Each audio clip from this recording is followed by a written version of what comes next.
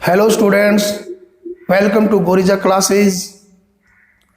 बच्चों, पिछली वीडियोस में हमने टेंस के बारे में आइडिया लिया था और टेंस के 4 पार्ट होते हैं जिनमें से हमने सिंपल टेंस को डिटेल में किया था।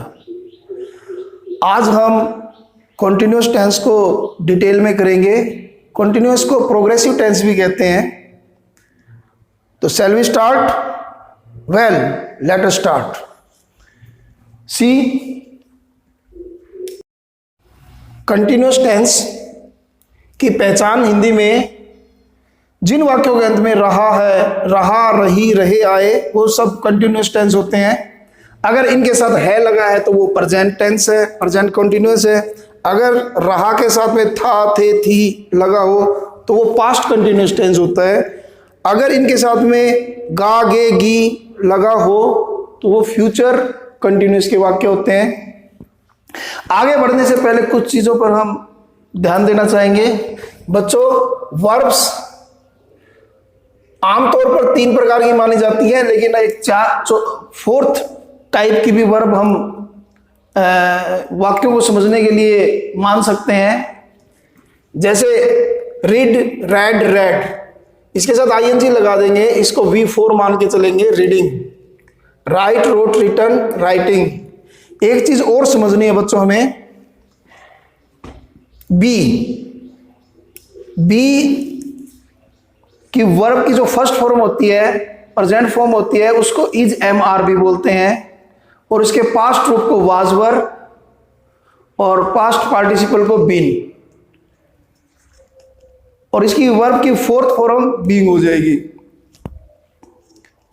अब पर्सन्स पे ध्यान देते हैं बच्चों। फर्स्ट पर्सन में आई, वी होता है, सेकंड पर्सन में यू, और third person he, she, they, it, और जितने भी बाद के नाम वगैरह हैं वो सब थर्ड पर्सन में आएंगे।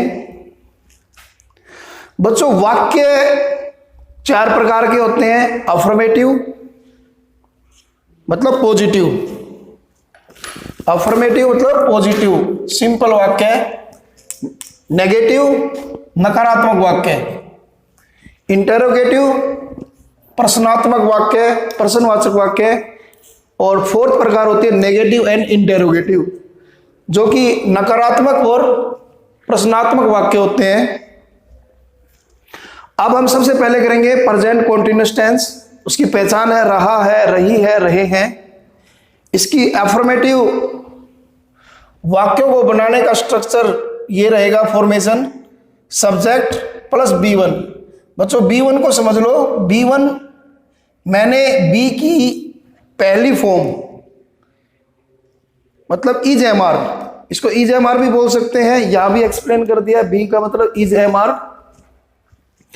तो जगह की बचत के लिए मैंने B1 लिख दिया यहां पर। प्लस में V4 मतलब वर्ब की फर्स्ट फॉर्म के साथ आईएनजी लगेगा, प्लस ऑब्जेक्ट। जैसे एक वाक्य है, वह किताब पढ़ रहा है, सब्जेक्ट ही है, B1 क्योंकि ही के साथ इज ही लगता है, और वर्ब की 4th फॉर्म रीड का मतलब पढ़ना, reading a book, he is reading a book. इसका नेगेटिव वाक्य इसमें एक और देख लेते हैं। इसी वाक्य में अफर्मेटिव में ही आई के साथ हमेशा एम लगता है, ध्यान रखें, I am reading a book, और दे के साथ आर लगेगा, they are reading a book. इसमें नोट्स में लिख भी दिया है, ही, सी, इट, और जितने भी सिंगुलर हैं उनके साथ इज लगता है, आई के साथ हमेशा एम लगता है, और यू, दे, वी, और जितने भी प्लूरल है उनके साथ आर लगेगा, ये ध्यान रखें।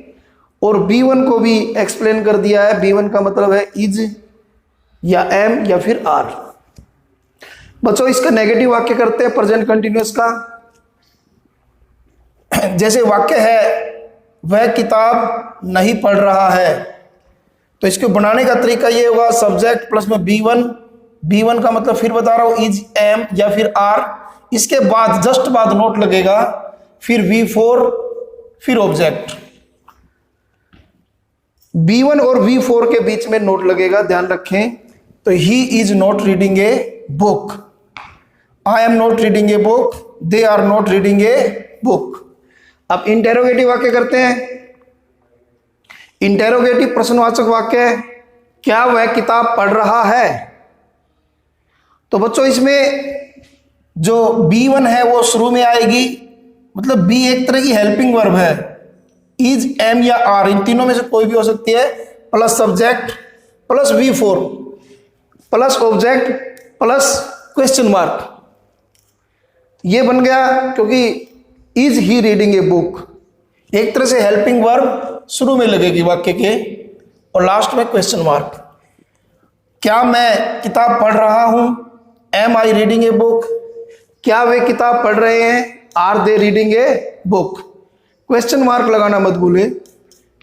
Fourth type, negative and interrogative sentences. इसमें देखें, पहले हिंदी में देख लेते हैं।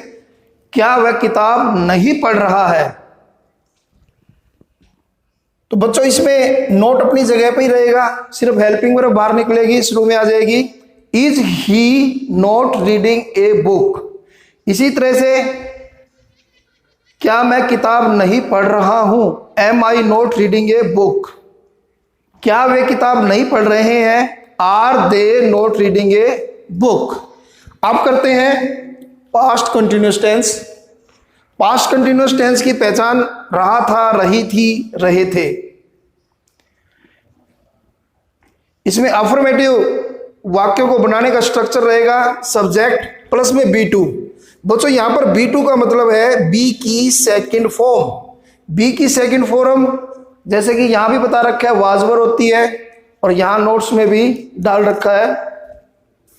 वाज या वर में से एक आएगा यहां पर, प्लस V4 प्लस ऑब्जेक्ट। जैसे वह किताब पढ़ रहा था, he was reading a book. वे किताब पढ़ रहे थे, they were reading a book.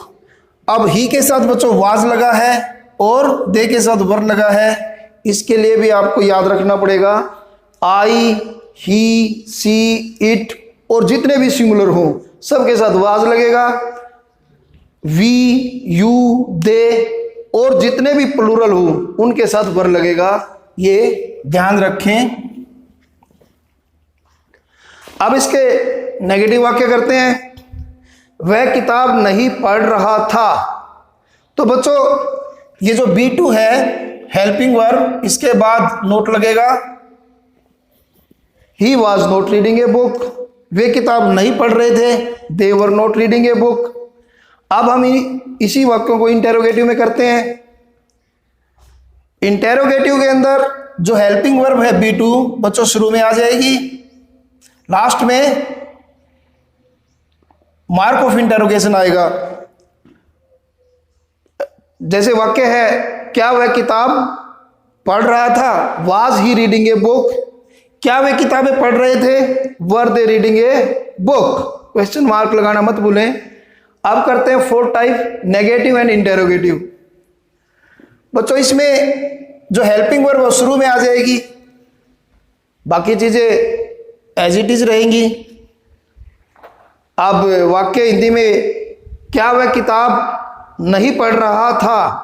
Was he not reading a book. क्या वे किताबें नहीं पढ़ रहे थे? Were they not reading a book. बच्चों इसमें ध्यान रखें, आई, ही, सी, इट और जितने भी सिंगुलर हैं उनके साथ वाज लगेगा, और वी, यू, दे और जितने भी प्लूरल हैं उनके साथ वर लगेगा। अब करते हैं फ्यूचर कॉन्टिन्यूअस टेंस।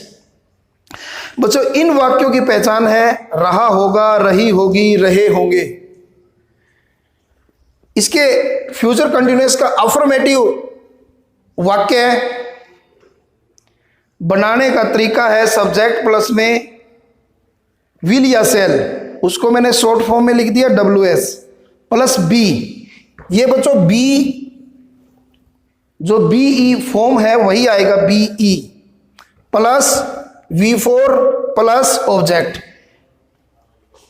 वाक्य है मैं किताब पढ़ रहा हूंगा, I shall be reading a book. एक इसमें दूसरा वाक्य और है, वह किताब पढ़ रहा होगा, he will be reading a book. बच्चों इन दोनों वाक्यों में हमने देखा कि आई के साथ शैल आया है और ही के साथ विल आया है। ये आई के साथ सेल और ही के साथ विल क्यों आया, इसका नियम देख लें। आई वी के साथ हमेशा सेल आएगा फ्यूचर के अंदर, और बाकी के जितने भी सब्जेक्ट हैं सबके साथ विल आएगा। इसका नेगेटिव वाक्य करते हैं फ्यूचर कंटिन्यूअस के। इसके अंदर बच्चों जो विल सेल है इसके बाद नोट लग जाएगा, बस यही फर्क है पॉजिटिव और नेगेटिव के अंदर। एक वाक्य, मैं किताब नहीं पढ़ रहा हूंगा, I shall not be reading a book, तो सेल के बाद नोट लग जाएगा। विल है तो विल के बाद नोट लग जाएगा, ये ध्यान रखना। He will not be reading a book. अब है इंटेरोगेटिव वाक्य, प्रश्नवाचक वाक्य। इसमें बच्चों WS मतलब विल या सेल जो हेल्पिंग वर्ब है वो शुरू में आ जाएगी, ध्यान रखना, और लास्ट में मार्क ऑफ इंटेरोगेशन आएगा। वाक्य है, क्या मैं किताब पढ़ रहा हूंगा, shall I be reading a book, क्या वह किताब पढ़ रहा होगा, will he be reading a book. अब वाक्य करते हैं नेगेटिव एंड इंटेरोगेटिव। इसमें भी बच्चों बिल्कुल ऐसे ही है, विल सेल वाक्य के शुरू में आ जाएंगे और बाकी एज इट इज है वाक्य, लास्ट में मार्क ऑफ इंटेरोगेशन आएगा। जैसे वाक्य करते हैं, क्या मैं किताब नहीं पढ़ रहा हूंगा, तो shall I not be reading a book, क्या वह किताब नहीं पढ़ रहा होगा, will he not be reading a book. ये मैं पहले भी बता चुका हूं कि आई वी के साथ सेल लगेगा और अन्य के साथ विल लगेगा। बच्चों मुझे उम्मीद है कि आपको वीडियो पसंद आई होगी, और मैं आपको अंत में यह कहना चाहूँगा कि बच्चों प्रैक्टिस के बगैर कुछ भी संभव नहीं है। As you know practice makes a man perfect. तो जितना ज़्यादा आप अभ्यास करेंगे उतना ज़्यादा ही आपको वाक्य बनाने आएंगे, और टेंस के अंदर प्रैक्टिस की बहुत ज़रूरत होती है। और इसके साथ साथ वर्ब याद करें, वोकैबुलरी बनाएं। जितनी ज़्यादा आपको वर्ब याद होगी उतने ज़्यादा आपको टेंस के वाक्य बनाने आएंगे। Thank you, have a nice day.